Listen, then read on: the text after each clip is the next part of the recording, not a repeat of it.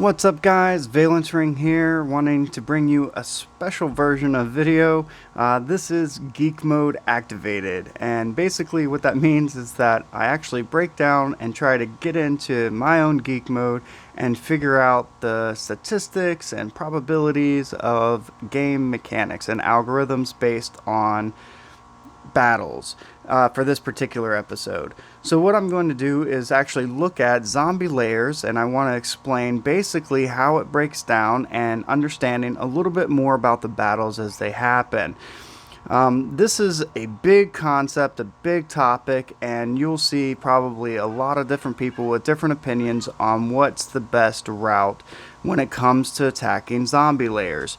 So if you're in an alliance and you have a high might player who's asking for a rally on a layer, but they're saying only send one troop, and this baffles you because you really want to show off your might, you have a lot of troops, and you're like, I really want to participate, I really want to do damage, let's 100% this layer, let's get into it. And they're like, no, only send one troop. Why is that?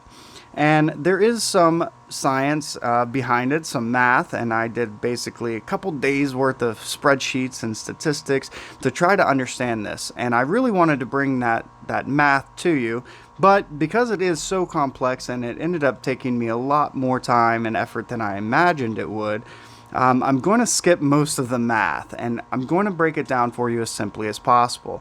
So as you can see here, I do have a bunch of zombie layers that I ran. And like I said, I collected statistics on as many as I could from a variety of sources, other players, thank you Blast and Fools, Groundstalker, and my alliance, other alliance members for sharing their rallies with me and allowing me to break down the information as best I could. So the one main thing that I really want to talk about is if you look at a rally, say this one here, 57% of zombie layer units killed. One important thing that we can do to kind of get a better idea of what's going on, as you can see, all the members only sent one troop, and I sent a full regiment of 189,500 troops. So what you can do to kind of see how the battle plays out is to hit this little play button here in the middle. Now this is actually going to bring me to the first main point about understanding zombie layers, and that is a hidden stat that isn't talked about, and it's called morale. If you look at the top and the bottom of the screens, the red bar and the blue bar, you'll see a morale percentage, and this percentage drops over time based upon how the battle is going. This is a stat that they don't really talk about much. You're not going to see it anywhere else except for watching the battle. There is no other place that it's listed. And you'll see the morale drop, and that a lot of that depends upon how the battle's going. So one thing I like to, a way that we can think of this is by understanding how, let's say, a real battle would happen. If you send 10,000 troops in against 100,000 troops, you might think your morale is going to be low. Well, that's not necessarily the case, because you're expecting to lose, right? You're expecting that this 100,000 force is just going to decimate you. They're just going to annihilate you. It's not even a concern. So you're going to go in with a high morale. You're like, I'm going to fight till the last man standing. And that's kind of how morale works in the game as well. What you're looking at is a factor, and it's really kind of hard to calculate, and there's probably more to it that I don't even understand. But I did some base calculations, and I figured out that morale is predominantly based on troop size and might per troop. And this would be actually calculated. You can calculate it by figuring out what your total might is and the number of troops for that march. And then that would be your overall might per troop. Now, of course, your heroes play a factor into the might and things like that. But the boost that your heroes are providing should match your troops. So this should be a factor in calculating it. So now you might think, like I said, that the morale is going to go down. Ironically, as you see here, the morale was 0 when the battle ended. Now, ironically, you would, like I said, you would think that morale goes down over time, or the number of troops, that they're going to feel weaker, and so their morale's going to drop. But that's not actually the case. The way it works is that as the number of troops and the might per troop goes up, okay, then the morale rises with it. And what I mean by that is that the number of troops that you have to kill to reduce morale by 1% goes up. So instead of killing 1,000 troops and losing at that 1% of morale, you might have to kill 10,000 troops to lose 1% of morale. And this is a very important distinction because you have to understand that the battle does not end until morale is 0 for one team or the other. Now, as the attacker, I do believe that the game kind of favors you in morale. You're obviously intending to stay in the battle. You want to win the battle, so your morale is going to kind of be favored higher. You're going to fight pretty much until the other team's morale hits 0. Now, obviously, this isn't always the case. If you're attacking a sanctuary, they're very overpowered. Chances are your morale is going to drop before theirs. But the calculation of that morale, while I'm not going to give you the exact details, I will say that it's approximately related to, there's a direct ratio related to the number of troops that you have and the number of troops that they have. So there's a ratio between that, and the morale is always going up. So the more troops you have, the more troops they have, and morale goes higher. In other words, you have to kill more troops before the morale drops 1%. Okay? And this is actually the battle details. You can see in here the total number of units, how many were killed, how many are healthy. And as you can see at the top, of course, EVA does revitalize most of your wounded units. And this is very beneficial. So basically, attacking zombie lairs costs very little in the grand scheme of things. You're not going to lose most of your troops. And these kills actually get wiped out. So you don't actually... Nobody actually perma-dies from attacking a lair. They're all converted into either wounded or healed completely, and then you just have to heal the amount of wounded that's left over that EVA doesn't take care of. And this is where these higher might players are asking for only one troop because they don't want to have to heal a lot of troops. As you can see here, my casualties, and that's wounded plus killed, were 5,824. And EVA revitalized 5,471. That means for me, I had to heal approximately 353 to be exact. That's not too bad, especially their tier 9 troops, T9s. You can see here, it's not that bad to heal 353 T9 troops. It's not going to cost me a lot. However, it is approximately about half-hour heal time, and it's still costing me resources. If that number was, say, 5,000, the actual number, then my heal time would be hours, and resource costs could be upwards of 1 million. So I definitely don't want that. So when everyone sent one, I was only able to do 57% of total units killed. All right, and that is kind of where you want to be. There is a flip side to this, and I'll get to that in a minute. So the way it breaks down is you have your might per troop. Okay, as that goes up, plus the number of troops goes up, your morale goes up for both sides, and you have to clear 100% morale to end the fight. So if the number of troops goes up, but the might per troop goes down, morale still increases, okay, which means that the battle is going to last longer. So what is might per troop? How does that affect the battle? The might per troop is the ability to create casualties. All right, so the higher the ratio of your might per troop from the attacker to the might per troop of the defender, the higher the kill rate. So if you're killing more of them faster and their morale goes up, you still have to kill more, but eventually you're going to hit what would be considered 100%. Okay, so the higher the kill rate, the ratio of troops to troops, and a base might factor is what determines that percentage of morale loss per troop loss. So now, what is the optimal battle? The optimal battle is where you have a high might per troop ratio versus a troop count ratio. Now this might sound counterintuitive, but what that literally means is the fewer number of troops you can put in at a higher might per troop, the higher kill rate you're going to have, and actually the lower the morale. So in other words, instead of having to kill 1,000 units to reduce morale by 1%, you might only have to do 800. Okay, and that means that the battle is going to go quicker. You're going to result with less casualties. Okay, so the faster the battle goes, the faster you drop the morale, the faster that you're going to be able to end that battle and save casualties. That's a big, big, important distinction. Okay, now if the might per troop and the troop ratio between the attacker and defender are both high, morale is continuously going up. And what can happen is that in this way, the defender can be zeroed. So their morale actually gets to a point where you have to kill all their troops to drop their morale 100%. All right? And that is when you can actually start reducing casualties as well. So the optimal results are when there's low morale, a ratio, compared to the might per troop ratio for quicker battles with minimal casualties, or when you hit that higher might per troop ratio and low troop to troop ratio, resulting in zeroed defender. Or basically, you killed off 100% of their morale and 100% of their troops.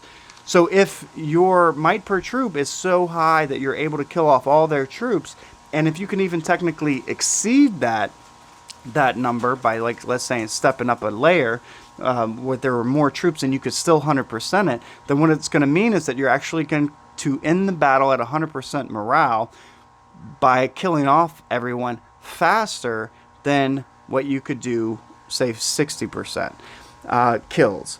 And that will actually also result in fewer casualties. So what's the strategy? What can we take away from this, understanding this might per troop and troop to troop ratios? So the strategy is to increase the total might per troop while also raising the morale ratio. By raising it, I mean having fewer kills equals more morale lost.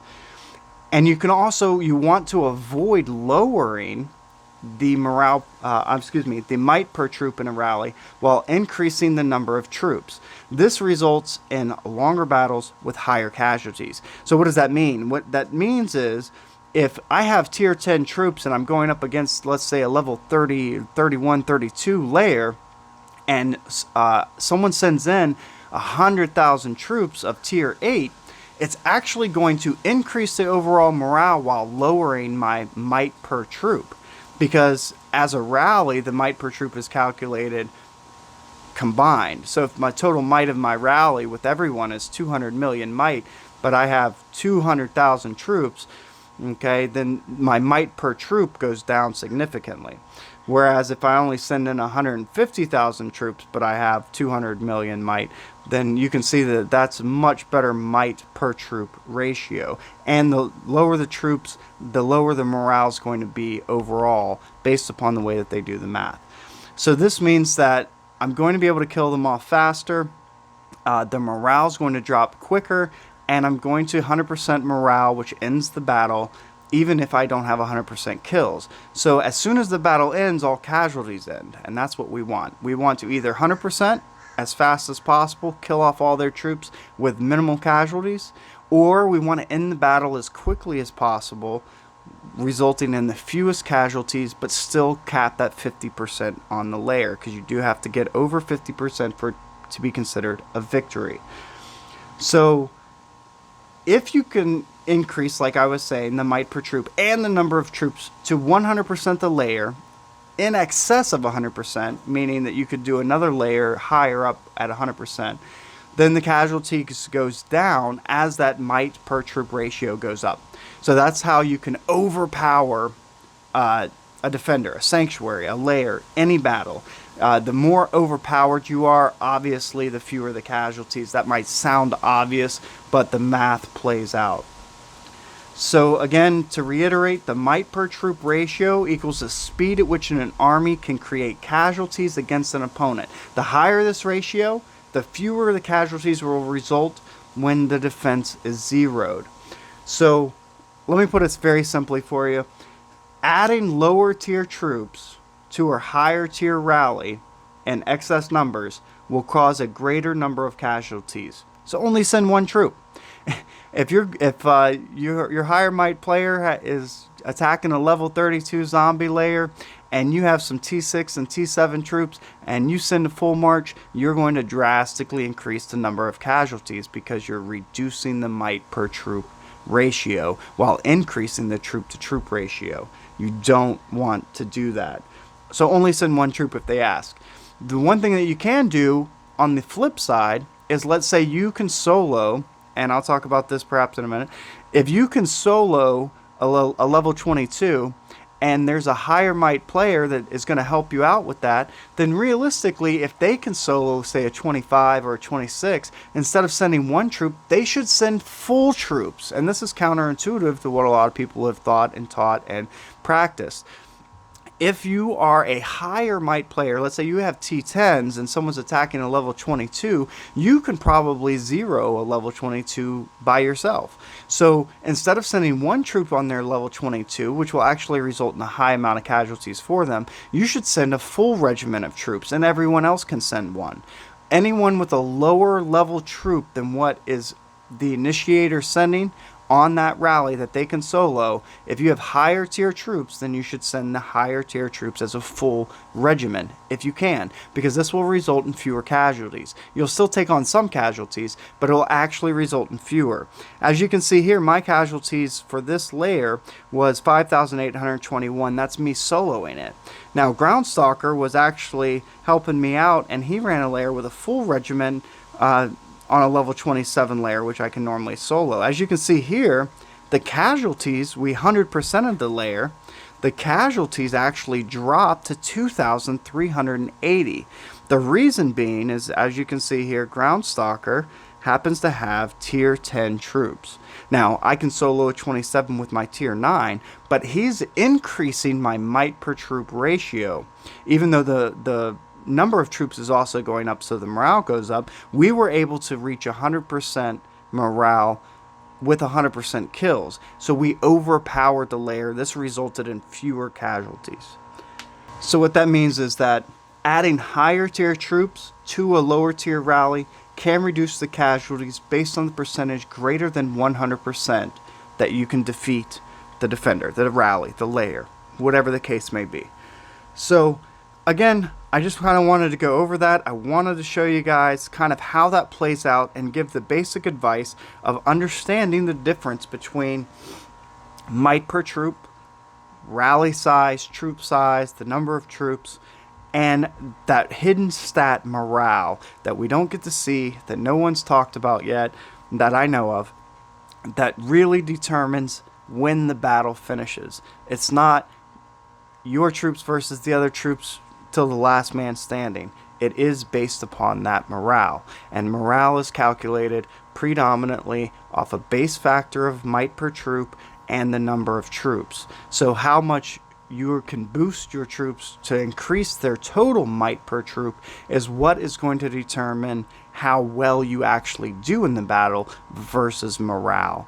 The faster the morale hits zero, the faster the other troops are killed all the way to zero, the fewer the casualties that are going to occur.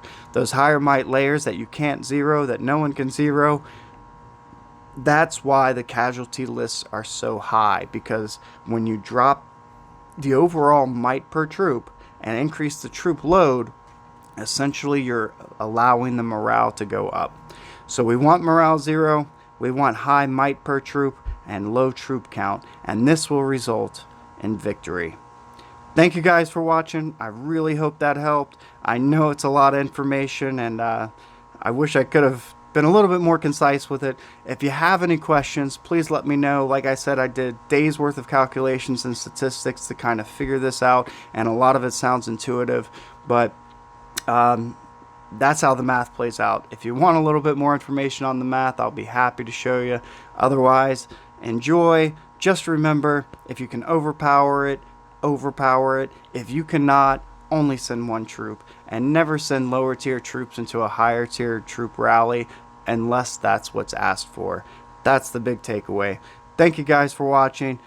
Like it if it helped you, and subscribe to my channel for more great content like this.